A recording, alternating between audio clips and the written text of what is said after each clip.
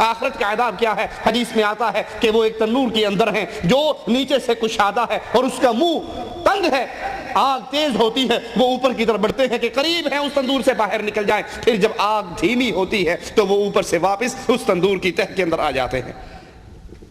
اور اگر یہ بدکاری، اگر یہ فحاشی، اگر یہ بے حیائی، زنا والی انسان کو بڑھاپے کے اندر لاحق ہو جائے تو اس کی سزا اور زیادہ بڑھ جاتی ہے۔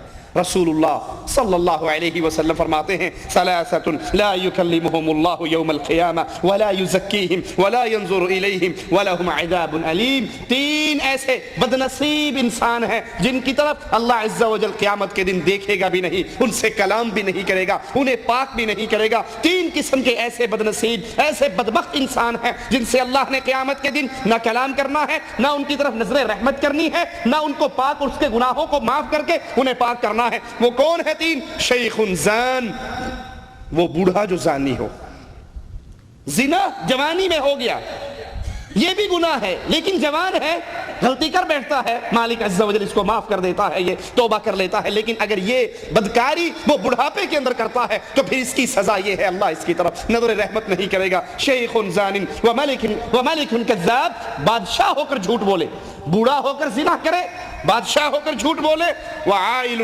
مستکبر، اور فقیر ہو کے غرور کرے۔ تین چیزیں، بوڑھا ہے لیکن پھر بھی زنا کار ہے، بادشاہ ہے پھر بھی جھوٹ بولتا ہے۔ عام آدمی تو کسی سے ڈر کے جھوٹ بول دیتا ہے، کسی لالچ میں آ کے جھوٹ بول دیتا ہے، بادشاہ کو کس کا ڈر ہے؟ بادشاہ کس کی لالچ میں آئے گا؟ وہ تو خود بادشاہ ہے۔ لیکن اگر بادشاہ ہو کے جھوٹ بولے، یہ اللہ کے نزدیک بدترین عذاب کا مستحق ہے، اس کو پاک نہیں کیا جائے گا۔ اور پھر فقیر ہو کے تکبر کرے، آپ آدمی مالدار آدمی تکبر کرتا ہے، ایک فقیر ہے اس کے پلے میں بھی کچھ نہیں لیکن پھر بھی وہ اکڑتا ہے، پھر بھی تکبر کرتا ہے۔ یہ تین ایسے لوگ ہیں۔ اسی طرح بدترین کمائی زانیہ کی کمائی ہے، بدترین کمائی زانیہ کی کمائی ہے جو اپنی شرمگاہ سے کماتی ہے، اور آدھی رات کے وقت حدیث کے مطابق جب آسمان کے دروازے کھل جاتے ہیں، یہ بدکار عورت جو اپنی شرمگاہ کی کمائی کھاتی ہے، یہ زانیہ اس وقت بھی دعا کی قبولیت سے محروم رہتی ہے۔ جس وقت عام اعلان ہوتا ہے کوئی مانگنے والا مانگ لے، کوئی سوال کرنے والا سوال کر لے، کوئی بیماری سے شفا مانگتا ہے وہ مانگ لے، تو تمہارا اللہ آسمان دنیا پہ نزول کر چکا ہے جیسے اس کی شان کو لائق ہے، اتنا بڑا اعلان۔ لیکن یہ بدکار عورت اس وقت بھی دعا کی قبولیت سے محروم رہتی ہے۔ زنا سے بچانے کے لیے مالک عز و جل نے پردے کے احکامات نازل فرمائے، پردے کو فرض قرار دیا، عورت کو گھر کے اندر چار دیواری میں رہنے کا حکم دیا، مجبوری کے علاوہ گھر سے باہر نہ نکلے۔ یہ سب چیزیں، یہ پردے کے احکامات، یہ عورت کا چادروں میں ڈھپی رہنا، عورتوں کا اپنے گھر کی چار دیواری کے اندر رہنا، یہ کس لیے؟ تاکہ زنا کا سد باب ہو سکے، زنا کے راستے کے اندر رکاوٹیں کھڑی کی جا سکے۔ لیکن افسوس، آج بازاروں کے اندر آپ کو چلتی پھرتی عورتیں نظر آئیں گی، ٹیلی ویژن کی سکرین پہ تھکتی ہوئی عورتیں نظر آئیں گی، شادی بیاہ کے اجتماعات کے اندر عورتوں اور مردوں کا مخلوط اجتماع ہوگا، ڈانس ہوگا، مہندی کی رسمیں ہوں گی، ابٹن کی رسمیں ہوں گی، ان سب میں عورتیں بے پردہ ہو کر باہر نکلیں گی۔ حالانکہ یہ پردہ زنا کے راستے میں ایک بہت بڑی رکاوٹ ہے۔ اسی زنا سے بچنے کے لیے اسلام نگاہوں کو نیچی رکھنے کا حکم دیتا ہے۔ اللہ سے دعا ہے اللہ سب سے پہلے کہنے والے اور پھر ہر سننے والے کو عمل کی توفیق عطا فرمائے۔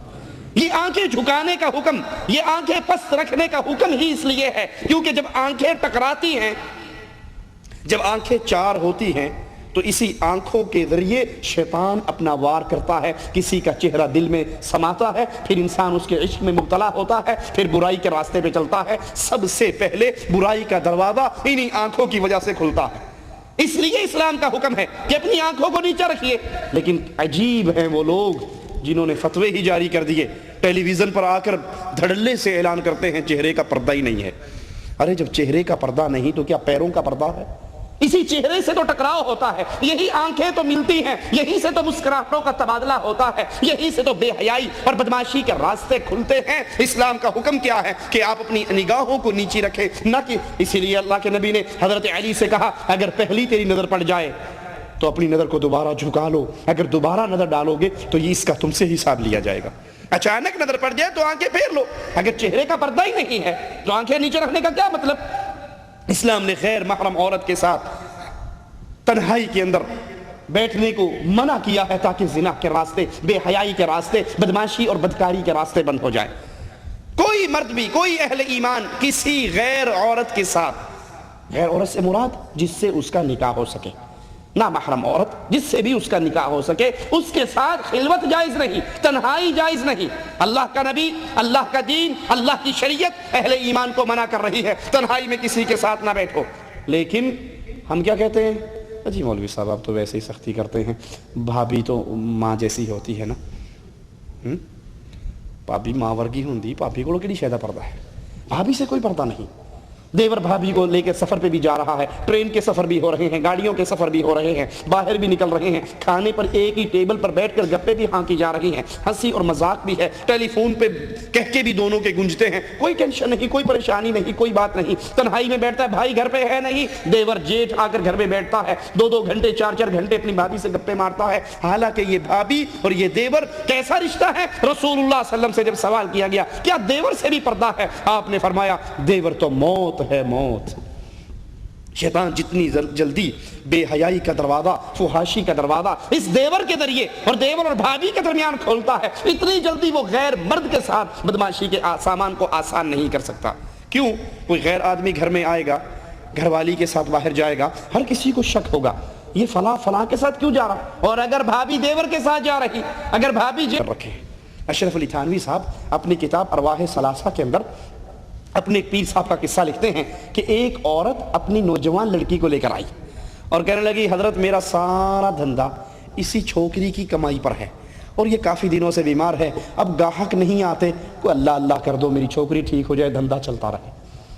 تو پیر صاحب نے اس کو باقاعدہ، تھانوی صاحب کہتے ہیں یا دعا دی یا تعویذ دیا۔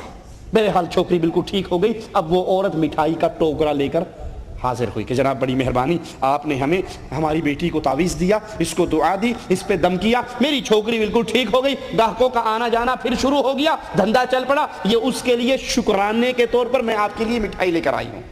اور رسول اللہ صلی اللہ علیہ وسلم بدترین کمائی زانیہ کی کمائی کو قرار دے رہے ہیں۔ مولویوں نے اپنے پیٹ پوجا کے لیے، اپنے پیٹ کے دھندے کو چلانے کے لیے زانیہ عورتوں کو بھی اپنی کتابوں میں تعویذوں کے سرٹیفکیٹ دیے ہیں کہ وہ آ جائے تو تعویذ دے دو، کسی کا بھلا ہو جائے تمہارا کیا جاتا۔ یہ بدماشی ہے، یہ بے حیائی ہے، یہ بے غیرتی کے دروازے کھلتے ہیں۔ آئیے، آپ کا نہیں دل مانتا تو یہ ہمارے ہاتھ میں تذکرہ غوثیہ، غوث علی شاہ قلندر قادری کی کتاب ہے، اس کا صفحہ نمبر 216 ہے۔ 216 پر اس بے حیائی کے دروازے کیسے کھولتے ہیں ذرا سنیے۔ کہا ایک روز ارشاد ہوا، شاہ جہان پور میں ایک خان صاحب تھے، ان کی بیوی نہایت حسینہ اور جمیلہ تھی۔ جب خان صاحب سفر میں ہوتے تو وہ بیوی خط پڑھنے پڑھانے کے لیے مولوی صاحب محلے کی مسجد کے امام صاحب کے پاس جاتی تھی۔ چنانچہ ایک بار وہ نیک بخت پردے کے پیچھے بیٹھی اور امام صاحب اس کے لیے خط لکھ رہے، اتنے میں اچانک تیز ہوا چلی، پردہ ہٹا تو پردہ ہٹتے ہی مولوی صاحب کی نظر اس پردہ نشین سے دوچار ہوگی، ہوش و حواس جاتے رہے۔ اس کے بعد عورت نے مضمون بتانا شروع کیا، مولوی صاحب تو اس کے عشق میں گرویدہ ہو گئے تھے، وہ لکھنا ہی بھول گئے۔ آخر وہ عورت سمجھ گئی کہ یہ حسن کے سورج کی تاب نہیں لا سکا اور عشق میں مبتلا ہو گیا، اس کو چھوڑ کے واپس آ گئی۔ اپنی کنیز کو اشارہ کیا کہ مولوی صاحب کو پکڑو اور مسجد میں پہنچا دو۔ کنیز ان کو مسجد میں چھوڑ آئی، لیکن اس مولوی کا آرام، وظیفہ، ہر چیز ختم ہو گئی۔ آخر کار راز بھی فاش ہو گیا کہ یہ مولوی صاحب خان صاحب کی بیوی کا عاشق ہو چکا ہے۔ مولوی صاحب کا احوال سنا خان صاحب نے تو انہیں بہت افسوس ہوا۔ ایک روز اپنی بیوی سے کہا تم اچھا لباس پہنو، عمدہ زیور پہن کر آراستہ ہو جاؤ، مولوی صاحب کی آج دعوت ہے۔ عصر کے وقت اس دیوانے مولوی کو اپنے گھر میں بلایا، ان کے سامنے کھانا رکھا۔ مولوی صاحب کو تو وہی ایک ہی بات یاد تھی جو لڑکی نے پہلی دن کہا تھا، کیا لکھوں؟ تو بولتے تھے کیا لکھوں؟ اس وقت خان نے اپنی بیوی سے کہا پردے سے باہر آ جاؤ، تو جوں ہی وہ پردے سے باہر ہوئی، دونوں کا آمنا سامنا ہوا، نگاہیں چار ہوئی تو دونوں بغل گیر ہوئے اور وہیں پہ فوت ہو گئے۔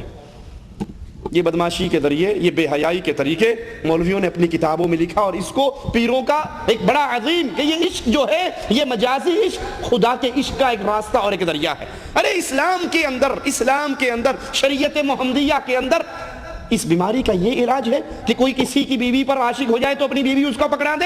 اسلام نے تو اس تمام طرح کی بے حیائی اور بدکاری کے دروازوں کو بند کرنے کا حکم دیا ہے، جس کو مولویوں نے کبھی تعویذ گنڈوں کے لیے کھول لیا اور کبھی کس طرح کھولتے ہیں۔ کہتے ہیں ایک فقیر جس کا دل جلا ہوا تھا کسی شہر میں وارد ہوا، نان بائی کی دکان پر جو بادشاہی محل کے قریب تھی روٹی خریدنے گیا، اچانک شہزادی وہاں سے گزری، فقیر کی اس پہ نظر پڑی، شہزادی بڑی خوشی میں تھی، وہ انگوٹھا دکھا کر نکل گئی، فقیر بیچارہ اس کو دل دے بیٹھا، اور پھر جب ہوش آیا تو کیا دیکھتا ہے کہ محل کے نیچے بیٹھا ہے، رو رہا ہے اور اس کے عشق میں گرفتار ہے۔ اچانک بادشاہ کے کانوں تک یہ بات پہنچی تو پھر بادشاہ نے مشورہ دیا کہ اس کو قتل کروا دو۔ شہزادی نے جب یہ سنا تو رات کو جا کر اپنے عاشق زار کو بلایا اور پھر اس کے ساتھ گلے ملی اور دونوں کے دونوں مر گئے، وہیں پر ختم ہو گئے۔